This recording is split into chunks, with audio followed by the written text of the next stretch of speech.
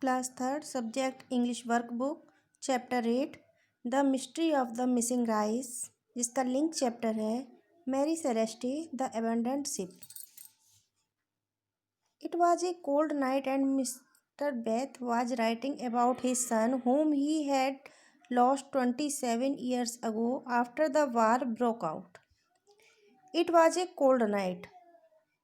सर्दी की रात्रि थी और जो मिस्टर बेथ थे वह अपने सन के बारे में लिख रहे थे जिसको उन्होंने 27 ईयर्स पहले एक युद्ध के दौरान खो दिया था, युद्ध के बाद खो दिया था। All the house servants had gone to sleep.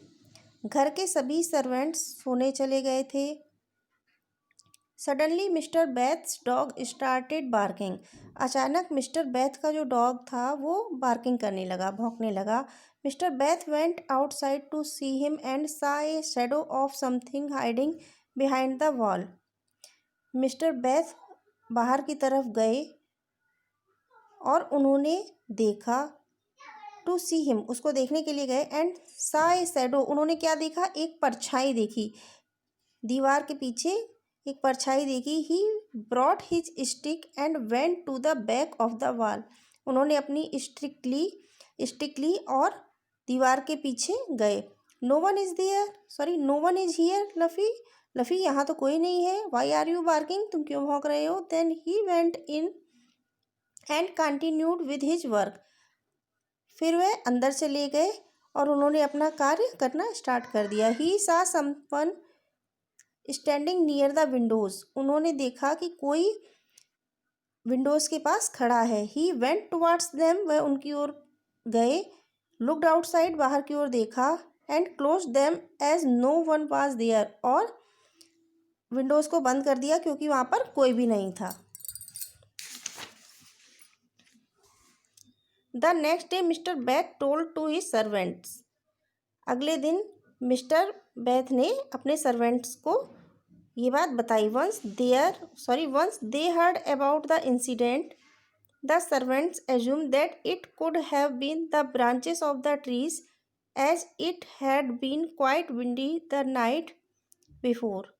उन्होंने अगले दिन अपने सर्वेंट्स को ये बात बताई, पूरी घटना बताई, तो सर्वेंट्स ने अनुमान लगाया कि ऐसा हो सकता है कि जो पेड़ों की टहनियाँ थी वो हवा के कारण काफ़ी हिल रही थी, तो शायद उसी की परछाई हो। Mr Beth nodded his head. Mr Beth ने भी अपना सर हिलाया इन एग्रीमेंट, सहमति दी। And went for a walk outside to his garden, और वॉक के लिए अपने गार्डन के बाहर चले गए।